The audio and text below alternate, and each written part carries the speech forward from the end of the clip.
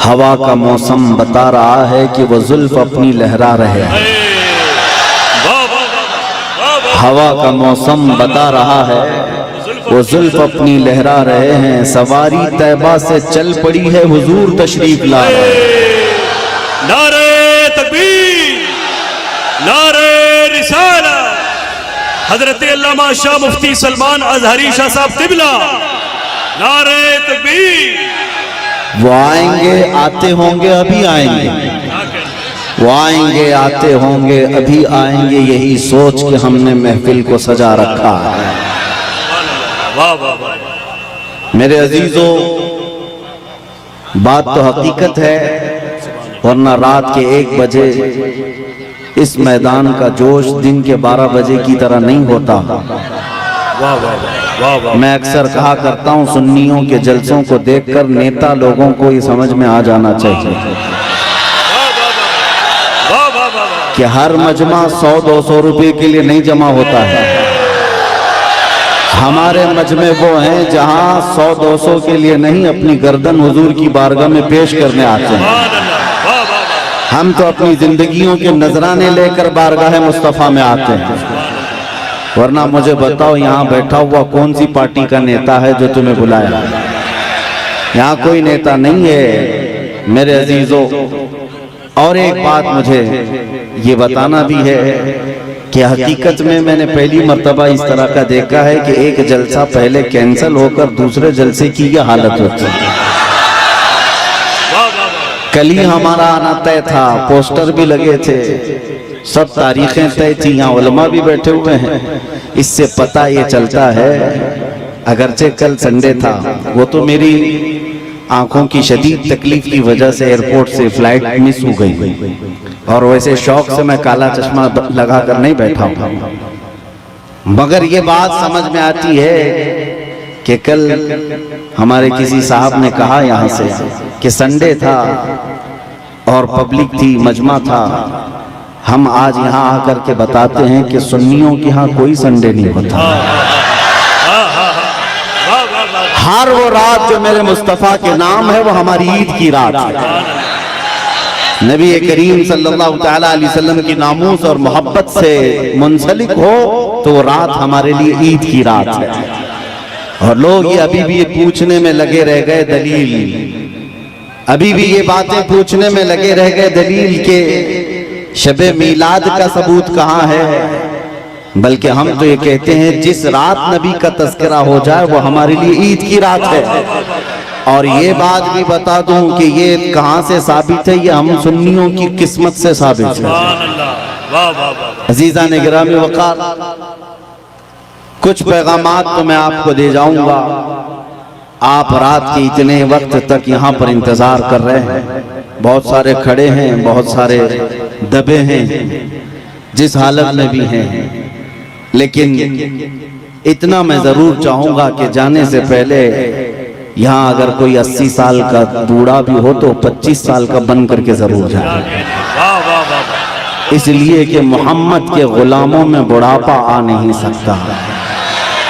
अलैहिस्सलातु वस्सलाम, मेरे आका सल्लल्लाहु तआला अलैहि वसल्लम की गुलामी जिसके गले में है वो कभी अपनी ताकत की तरफ नहीं देखता, वो गुंबदे खजरा की तरफ देखता है। इसीलिए मेरे अजीजों, जवानी तुम्हारे अंदर हमा वक्त रहे, लेकिन चीख पुकार करने के लिए नहीं, अपने ईमान पर इस्तिकामत के साथ खड़े रहने के लिए। तुम्हारी जवानी हो अपने दीन पर कायम रहने के लिए और अपने नबी की अजमत का झंडा बुलंद करने के लिए। फिर देखना वो वक्त आएगा, वो वक्त आएगा जो खौफ और हिरास का माहौल तुम्हारे दरमियान में है वो कीड़े मकोड़ों के अंदर चला जाएगा। और वैसे भी आज ही की बात है, आज ही की बात है, कुछ पाखंडियों को दिल्ली की सरजमीन पर प्रदर्शन करते हुए देखा। मेरे अजीजों, ये बार बार की बात है, कुछ लोग आए वहां प्रदर्शन करते हुए, उन्होंने ये ऐलान किया कि मेवात में, नूह में जो फसादात हुए, मुसलमानों ने ऐसा किया वैसा किया। और फिर उनके जो वो बड़ा पाखंडी है, कई 6-6 महीने के बाद जो बाहर आता है, उसने कहा कि बार बार मैं एक जुमला सुनते आ रहा हूँ उस पाखंडी से आज फिर न्यूज बाइट में ये कहा कि 2029 में देखना यहाँ का प्रधानमंत्री मुसलमान हो जाएगा। यह हमारी बात नहीं है, हमारी बात नहीं। तुम्हारे सीने में जो खौफ है वो तुम्हें सता रहा है, तुम्हारे दिल में जो डर है वो तुम्हें खौफ और हिरास में मुब्तला किया है। एक बात बताओ है सुन्नियों, मॉब लिंचिंग किसकी होती है? हमारी होती है ना। मारे हम जाते हैं, काटे हम जाते हैं, हर जगह तोड़े जाते हैं। हम लोगों को आज तक 70 साल से फुटबॉल की तरह तुम खेलते आए हो। हमारी पूरी जमात को टुकड़ों में तुमने तब्दील कर रखा है। हमारे पास क़ियादत नाम की चीज नहीं रह गई, सियासत में हमारा नाम नहीं रह गया, कुछ नहीं है इस जमात के पास। सुप्रीम कोर्ट के रिटायर्ड जजेस कहते हैं कि मुसलमानों की हालत हिंदुस्तान में दलित समाज से भी नीचे आ चुकी है। फिर मैं पूछता हूँ, जब हम इतने टूटे बिखरे गरीब हैं तो ये दज्जाली मीडिया में 24 घंटे हम क्यों हैं? सारा डिबेट हम पर क्यों होता है? सारा डिबेट हम पर क्यों होता है? सबके निशाने पर हम क्यों हैं? मेरे अजीजों, क्या ये अकल में आने वाली बात नहीं है तुम्हारी? तुम सोचते नहीं अगर हम कुछ नहीं है तो जिक्र इतना क्यों है? क्या कहने?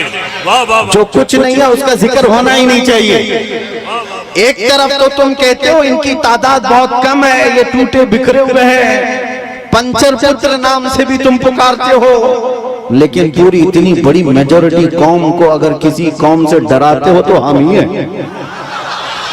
तुम्हारे पास डराने के लिए कोई और ताकत नहीं, मुसलमानों को लेकर डराते हो। मैं एक बात बताता हूं, तुम्हें नहीं पता है नौजवानों तुम्हारे पास क्या है, कुत्तों को जरूर पता है। तुम्हें नहीं पता है तुम्हारी कुव्वत का आलम क्या है, इसलिए कि परसों तुम्हारी सोहबत खराब हुई, इस वजह से तुमने अपने असलाफ की तारीख भुला दी। हकीकत में तुम किस बुजुर्ग की और कौन से तुम्हारे असलाफ थे जिनके तुम अखलाफ बन करके आज जमीन पर चल रहे हो, तुम्हें पता ही नहीं तारीख, लेकिन उनको जरूर पता है। इकबाल ने 100 साल पहले ये बात कही थी, इनका ये जो डर है वो ऐसे ही नहीं है, कुछ बात तो है कि मिटती नहीं हस्ती हमारी। सदियों रहा है दुश्मन दौरे ज़मा हमारा, तौहीद की अमानत सीनों में है हमारे, आसान नहीं मिटाना नामो निशा हमारा। यूनानो मिस्र रोमा सब मिट गए जहां से, बाकी मगर है अब तक नामो निशा हमारा। नारे तकबीर, नारे रिसालत, ख्वाजा का हिंदुस्तान। काश ये नौजवान मुसलमान समझ जाते कि हमारी अपनी ताकत, हमारी अपनी हैसियत क्या है। तुम्हारा एक ही तारुफ में बताता हूं, अपना किसी से इंट्रोडक्शन कराना तो इस बात से कराना जो इकबाल ने कहा था, आबरूए मां जना में मुस्तफास्त, हम सबकी इज्जत आबरू मुस्तफा के नाम से है। हम उनके दरबार के गुलाम हैं, हम उनके दरबार के अदना खादिम हैं, और हमारा सब कुछ उस दरबार से वाबस्ता। यही हमारी वैल्यू है, यही हमारी हैसियत है। और अगर तुम अपना अलग अलग इंट्रोडक्शन कराओगे, अपने मुताल्लिक खुद के नाम से अगर कोई कहता है मैं अपनी जिंदगी में मेरे बाप से, मेरे चाचा से, मेरे दादा से, फलां से इतना बड़ा बन गया, वो बहुत जल्दी खत्म हो जाता है। लेकिन जो हुजूर पाक के कदमों से इज्जत पाता है वो सुबह क़यामत तक रोशन रहता है। आबरूए माज़ना में मुस्तफा, हम सबकी इज्जत आबरू मुस्तफा के नाम से है। और जिस दिन तुम इस अजीम मकसद के लिए सीरियस हो गए, हसास हो गए, दूसरे मसलों को छोड़ दो, लेकिन मेरे नबी की इज्जत का मसला अहम है, उस दिन याद रखना मौला करीम भी तुम्हारी इज्जत को नीचे आने नहीं देगा। तुम उसके हबीब की इज्जत के लिए फिक्रमंद हो और मौला करीम तुम्हारी इज्जत को बुलंद करेगा। हमने देखा है 100 साल बीत गए, आज भी हमारे मजमों में आला हजरत का नाम क्यों लिया जाता है? हाँ, उनका नाम क्यों पुकारा जाता है? हर जगह इश्क मोहब्बत, इश्क मोहब्बत, आला हजरत, आला हजरत। क्यों? हम में से किसी ने देखा है उन्हें? हमारे बाप ने भी नहीं देखा होगा। जमाना बीत गया लेकिन नाम रोशन है। इसलिए कि आला हजरत ने जिंदगी भर अपने बाप के, अपने दादे के, अपने खानदान के कसीदे नहीं पढ़े, बल्कि जब भी उन्होंने जुबान खोली है तो कहा है सरवर कहूं कि मालिको मौला कहूं तुझे, बाग़े खलील का गुले ज़ैबा कहूं तुझे, तेरे तो वस्फ़ तनाही से हैं बरी, हैरान हूँ मेरे शाह मैं क्या क्या कहूं तुझे, लेकिन रज़ा ने खत्म सुखन इस पे कर दिया, खालिक का बंदा खल्क का आका कहूं तुझे। जिस आला हज़रत ने मुस्तफ़ा करीम के गुन गाए और उनके नगमात गाए, रब ताला ने उनका नाम भी जिंदा रखा है और कलाम भी जिंदा रखा है। एक नुक्ता मैं बार बार बताऊंगा, हम सब की इज्जत और आबरू मेरे नबी से वाबस्ता है। सुभान अल्लाह, सुभान अल्लाह। दुनिया में घूम फिर करके आ जाना, देख करके आ जाना, और जो दोपहर में हरा झंडा, शाम में नीला झंडा और रात में लाल झंडा लेकर जो घूमते हैं पार्टियों वाले, इनको भी देख लेना। 40-40 साल जूतियां उठा करके खिदमत करने वाले जब बूढ़े हो गए तो साइड में लगा दिए गए।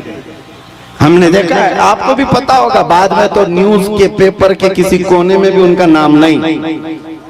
40 साल 45 साल किसी पार्टी के लिए वक्त कर दिया, बुढ़ापा आया तो साइड लगा दिया गया। अब नई दुनिया है, नए नौजवान है, ये दुनिया यही है, शहद दिखा है जहर पिला है।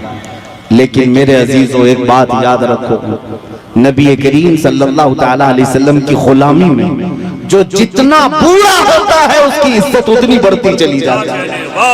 यहाँ बूढ़ों को साइड नहीं लगाया जाता। उलमा कराम से पूछना, उलमा में जो सबसे ज्यादा उम्र वाले आलिम होते हैं, मजमे में उनकी सबसे ज्यादा इज्जत भी हुआ करती है। इसीलिए शुरू ही में मैंने कहा, मोहम्मद के गुलामों में बुढ़ापा नहीं आ सकता। रसूल करीम सल्लल्लाहु अलैहि वसल्लम की मैं तुम्हें बार बार ये बताऊंगा, जो तुम चकाचौंध को देख करके कभी गुमराह हो जाते हो, उनके पीछे भाग जाते हो। बॉलीवुड को देखा, हॉलीवुड को देखा और समझने लग गए यही स्टार है। पूछ लेना कल परसों के स्टार कौन थे, आज के कौन हैं। यहाँ रोज बदलते रह गए, लेकिन यहाँ हमने देखा है 800 साल से अजमेर का स्टार आज भी स्टार है। आज भी वो बादशाह है, हर एक के दिल पर राज ख्वाजा का है। ये हुजूर पाक सल्लल्लाहु अलैहि वसल्लम के निस्बत से आई हुई गुलामी पुरानी नहीं होती। अभी मुहर्रम गुजरा, गली गली कूचे कूचे में उस हुसैन आजम का तज़किरा किया कि नहीं किया? शहीद करबला को याद किया कि नहीं किया?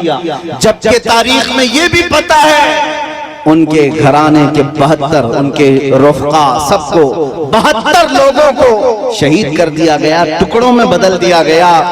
लेकिन मेरे अजीजों, तागूती ताकत तो कुव्वत का मालिक यजीद था, बातिल कुव्वत पूरी उसके पास थी, माल दौलत उसके पास था, सब कुछ था। उसने रसूलुल्लाह के घराने को काट दिया। लेकिन जाओ दिमश्क की सरजमीन पर, मुल्क शाम में जाकर किसी से पूछ लेना यजीद का दरबार कहाँ है, उसकी औलाद कहाँ है, उसकी ज़ुर्रियत कहाँ है, उसका ताज और तख्त कहाँ है। लोग तुम पर हंसेंगे और कहेंगे यजीद की न ज़ुर्रियत बची, न औलाद है, न ताज है, न तख्त है, न सिपाही है। वो तो 3 साल के बाद मर गया था।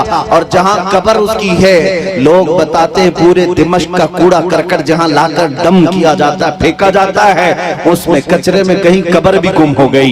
ये है वक्त के बादशाह का हाल।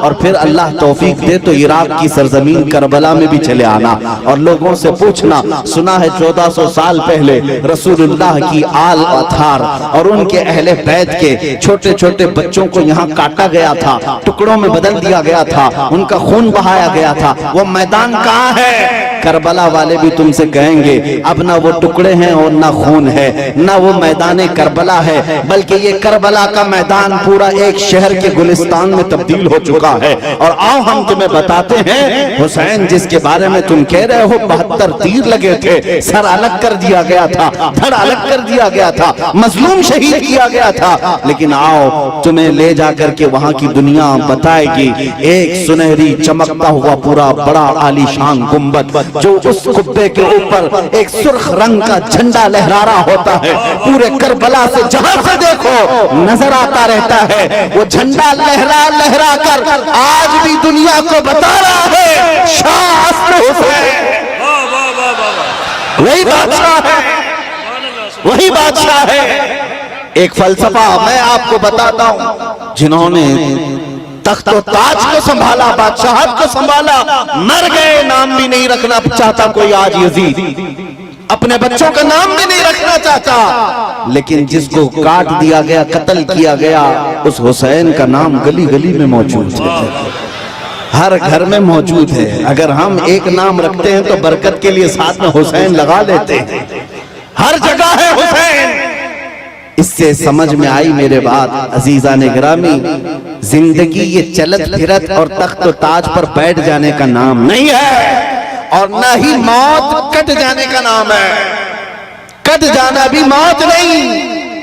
फलसफा इश्क ये कहता है, जो हुजूर पाक से बेगाना हुआ, उनसे दूर हुआ, वो 100 साल भी तख्त बिछाए मुर्दा है, और उनके नाम पर एक लम्हे के लिए भी खड़ा हुआ और 1000 टुकड़ों में बदल गया, फिर भी वो क़यामत तक जिंदा है। इस्लाम जिंदा होता है हर करबला के बाद। सुभान अल्लाह, सुभान अल्लाह। आप क्या समझते हैं, आज लोगों के दिलों में यही डर बिठा दिया गया है, मारे जाओगे, काटे जाओ। और आज जो बरसाती मेंढक निकले हुए हैं, पीछे ताकत, हुकूमत, फौज, फोर्स सब लेकर के, और फिर जब जब त्योहार आए तुम्हें डराए, मस्जिदों के पास, ईदगाहों के पास, ये जो आज माहौल बनाया गया है, इसके लिए मैं आपसे एक बात कहना चाहता हूँ मेरे अजीजों, बच्चे, नौजवान, इन सब से कहता हूँ, कभी इन पतंगों को, कीड़ों को देखकर डरना नहीं, ना डरो, इसलिए कि मौत उसके लिए हादसा है जिसको बाद में जलना जलना जलना है। मोमिन के लिए मौत हादसा नहीं, हमारे लिए तोहफा है। इधर आंख बंद होगी, उधर ज़ियारत मुस्तफा हो। नारे तकबीर, नारे रिसालत, मोहब्बते मुस्तफा, नामूसे मुस्तफा। खौफ न रख रजा जरा, तू तो है अब्दे मुस्तफा। आला हजरत फरमाते हैं, खौफ न रख रजा जरा, तू तो है अब्दे मुस्तफा, तेरे लिए अमान है, तेरे लिए अमान है। हमने बहुत पहले ही कहा था मेरे अजीजों, चाकू, तलवार, ये तमाम छुरी उस कौम को तुम ला करके डरा रहे हो जो 1400 साल से करबला सुनती आ रही है, जहां हमारे साल नहीं गुजरता कि हमारे बच्चों को हम करबला सुना देते हैं। वो सुन करके, ऐ नौजवानों, सुन्नियों का ये शिवा है, हम करबला मातम करने के लिए नहीं सुनते, हम चेहरा पीटने के लिए और रोने धोने के लिए नहीं सुनते। करबला हम इसलिए सुनते हैं, 80 साल का बुढ़ापा भी हो तो 25 साल की जवानी आ जाए, जज्बा जवान हो। हुसैन आजम का ये किरदार हम अपने बच्चों में पिलाना चाहते हैं। ऐ नौजवानों, कभी इस तरह हक और बातिल का मुकाबला हो तो अपनी तादाद की तरफ कभी मत देखना, हमेशा एक बात याद रखना, 72 हो तब भी खड़े रहना, 80,000 हो सामने तो भी कोई फर्क नहीं पड़ता, इसलिए कि 72 कट भी जाए, झंडा उन्हीं का लहराएगा सुबह का।